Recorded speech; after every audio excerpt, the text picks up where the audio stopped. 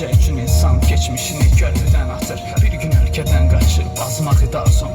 Elə bilmə səni yaddaşdan pozmaq idi arzum. Artıq donub əlləri, güclə dayanıb çək. İstəmədim batan gəmidə çalınıb yalan çək. Ömrü bizim ömrümüzdən uzun bəstələrim var. Dərinlikdən qaça bilməzsən, qayıqla ancaq zaman tünelində ilişib qalanlara pis xəbərim var. Geriyə baxmadan qaçın, uşaqlıq qayıtmayacaq. Həyat getir dediyin anda birdən vaxt sancaq. Üzünə baxıb deyər keçir ömür, böyüyürsən, qocalırsan dinlə. Bu gecə təkcə mənim, elə bil ki məndən mənim xoşbəxt